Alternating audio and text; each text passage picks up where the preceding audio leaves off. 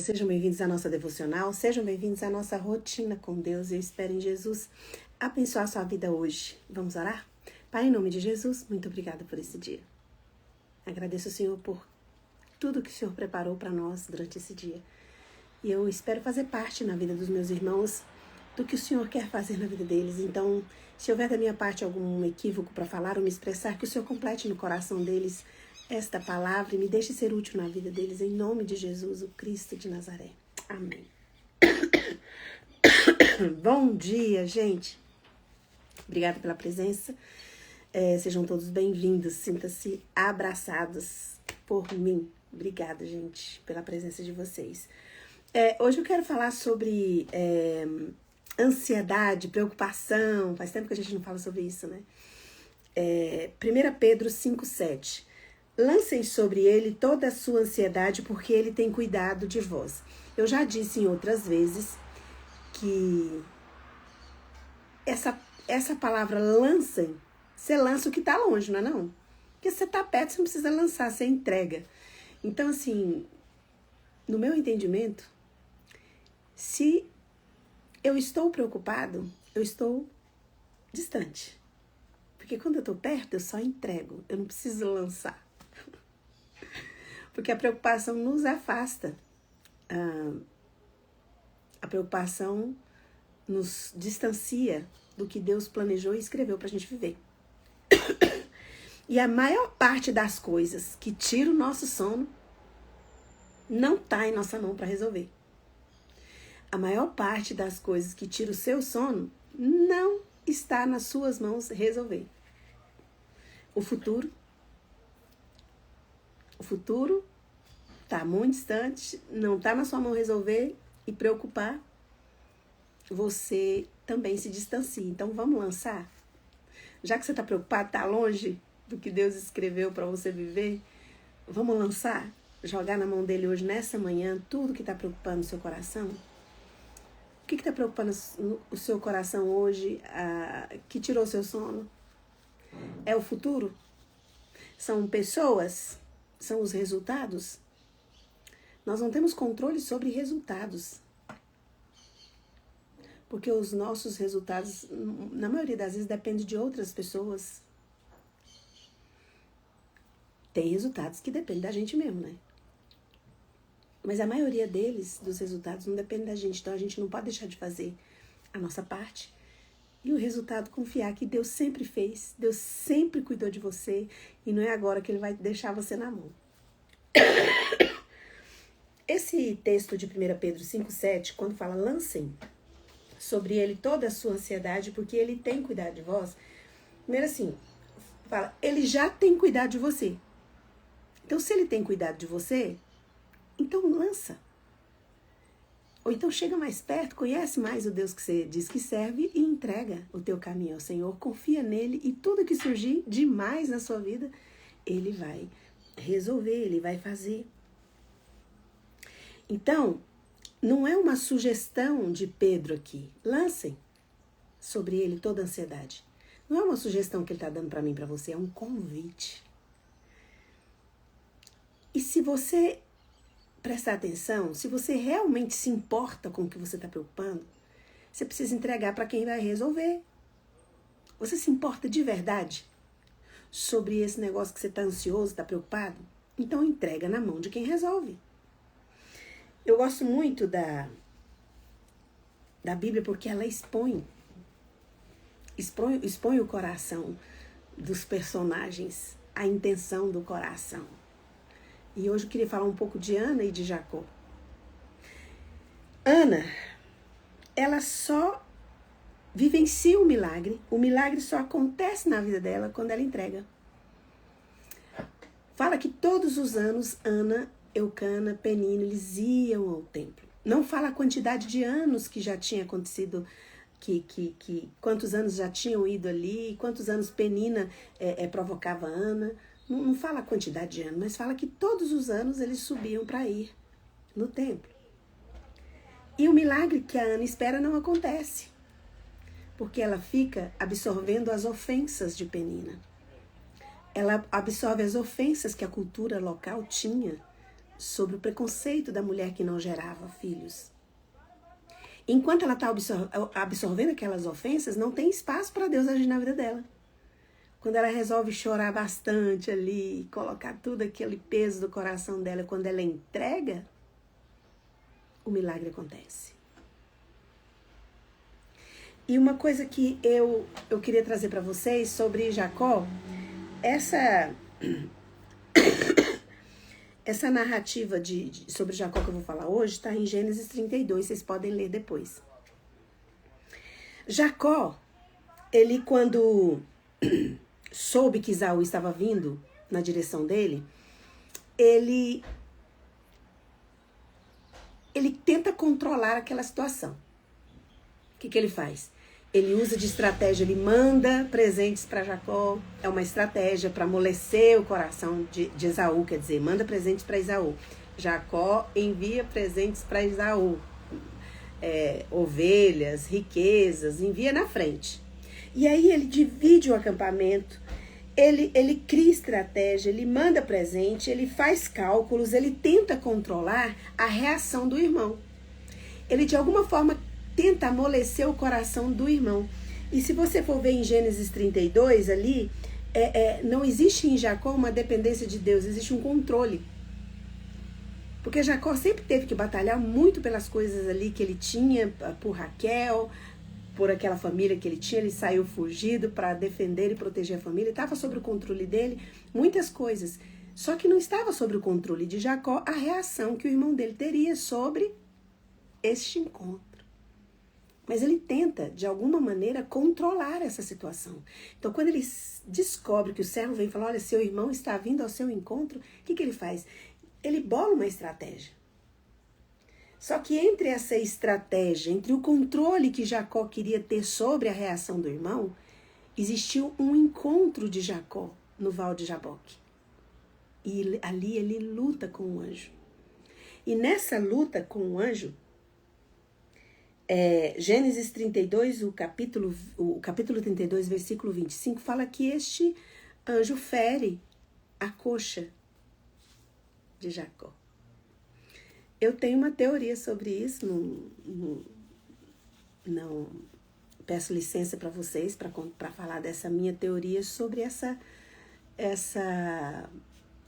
luta em que Jacó é ferido na coxa. A minha teoria é o seguinte, quando Esaú vê Jacó ferido na coxa, mancando, aí o coração dele amolece. Claro que Jacó queria se apresentar diante do irmão de uma forma forte, de sucesso, envia presentes, aí envia os servos, as riquezas, os servos, a família, e aí para Esaú ver o sucesso que foi a vida dele. Só que Deus quer que ele se apresente de uma forma dependente e vulnerável. Quem é que quer aparecer diante da família, diante de amigos que não vê há muitos anos, de uma forma aparentemente fracassada? De uma forma que aparentemente as pessoas olham e falam assim, nossa, faz tanto tempo que eu não via fulano, tá desse jeito, tá dessa forma. A gente não quer que as pessoas olhem pra gente dessa forma. A gente quer que as pessoas nos vejam no sucesso. Principalmente se nessa trajetória teve pessoas que te ofenderam, pessoas que te magoaram. Você não quer reencontrar essa pessoa depois de anos e ela vê você de uma forma vulnerável. Você quer ser visto de uma forma forte, de pé, de sucesso, não é?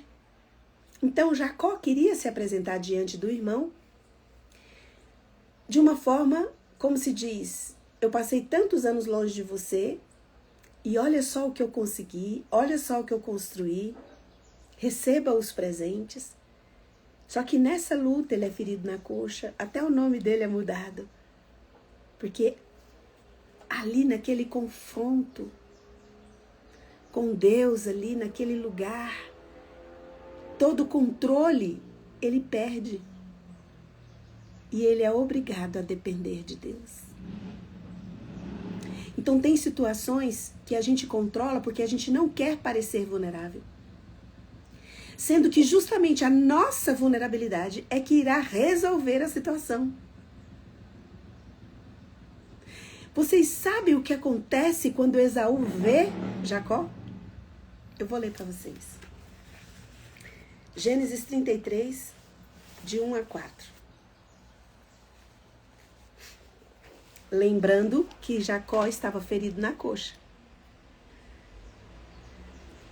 Ele tem tanto medo da reação de Esaú que ele coloca Raquel e José, porque ele amava Raquel, como última coisa que Esaú fosse ver.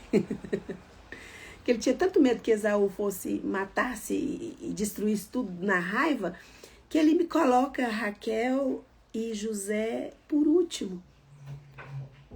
Então ele coloca em ordem ali as pessoas, só que fala que ele passa adiante de todo mundo para encontrar Esaú. Só que ele aparece na frente de Esaú vulnerável. Vulnerável.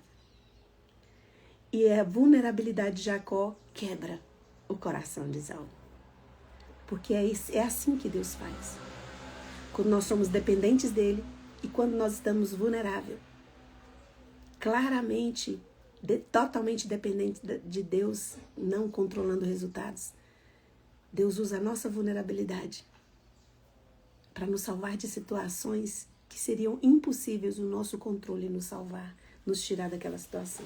Então, vou ler sobre o encontro, de Jacó com Esaú, que ele tanto temia, que ele tanto tinha medo. Lembrando que ele estava ferido na coxa. Não ia aparecer diante de Esaú com nenhuma soberba, com nenhum orgulho. Ele ia aparecer diante do irmão vulnerável. E fala que quando ele passou na frente de todo mundo e ajoelhava e fazia reverência para o irmão.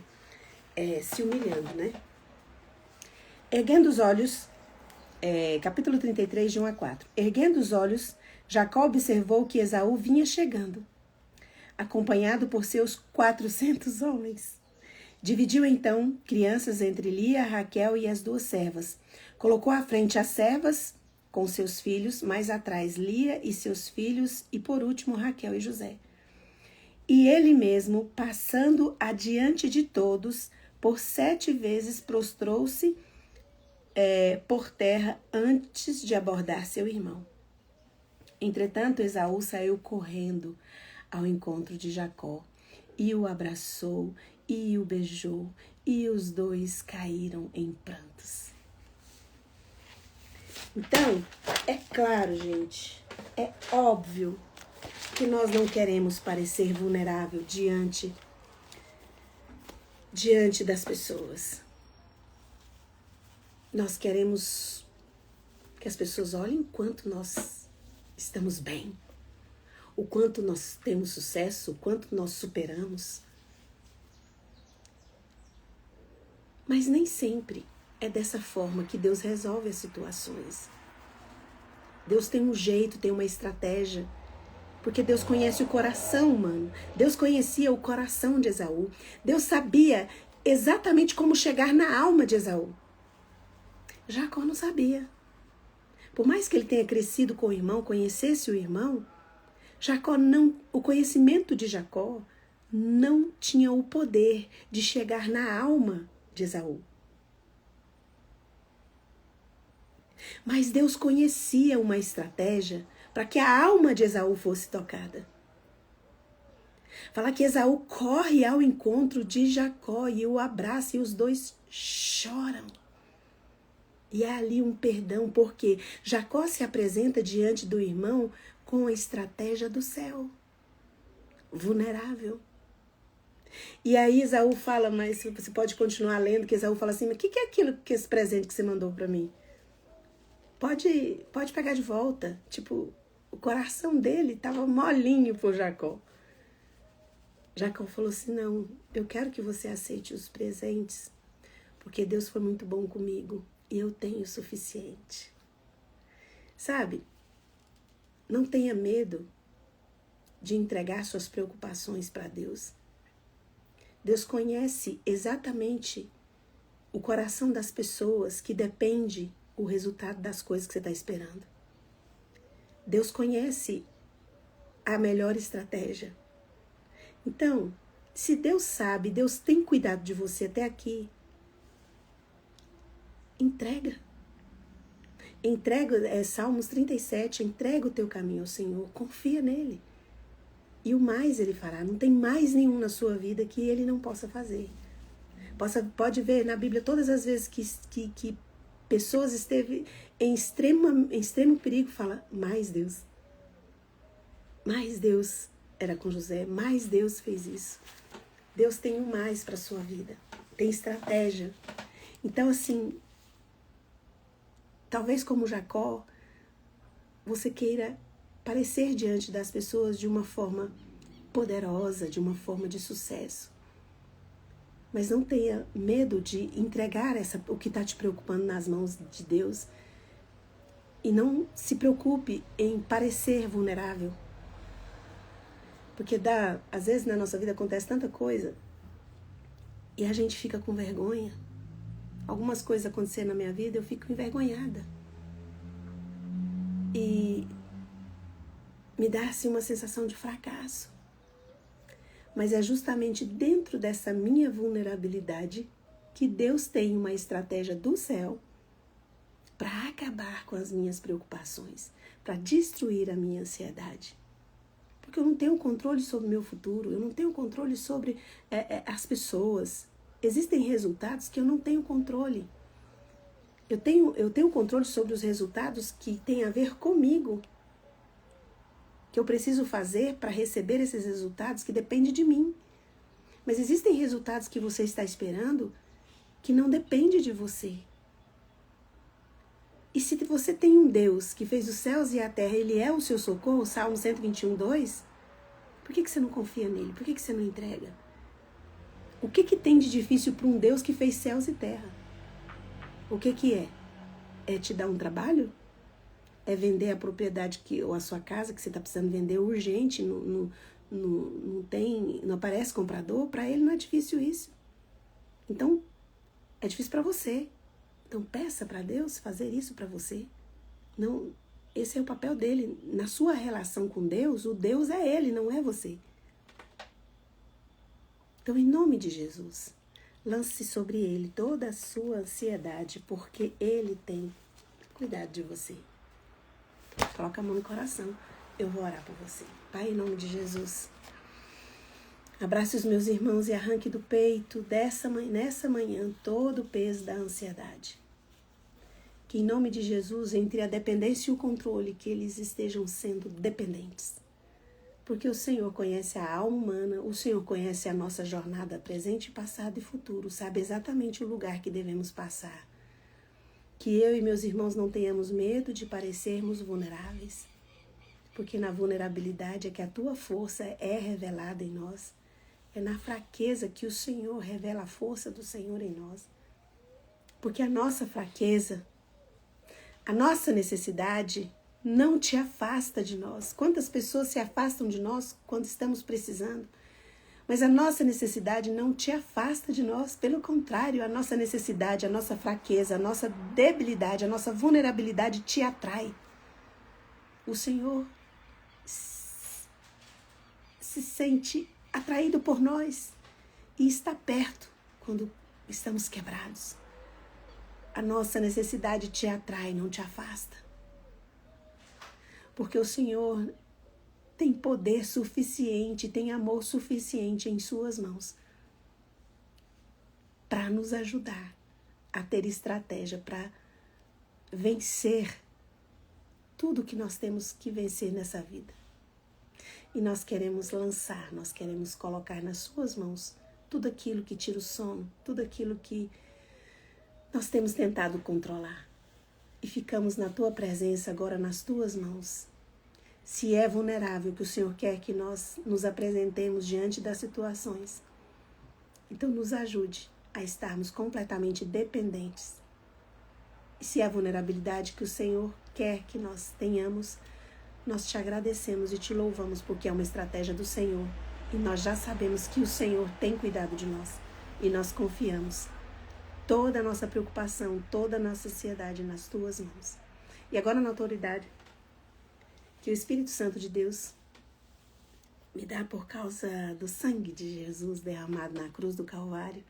Eu ministro cura sobre você, seja curada toda doença do seu corpo, de toda a enfermidade da sua alma, em nome de Jesus. Amém. Eu queria aqui dar parabéns para a Lourdinha, fez aniversário semana passada. Essa semana a Catinha também fez aniversário. Sou muito grata a Deus pela vida de vocês. Vocês estão comigo aqui desde o começo e é uma bênção, uma honra, um presente do céu ter vocês na minha vida. Um cheiro. Até amanhã às 6h30, minhas queridos e minhas queridas. Um cheiro. Tchau, tchau.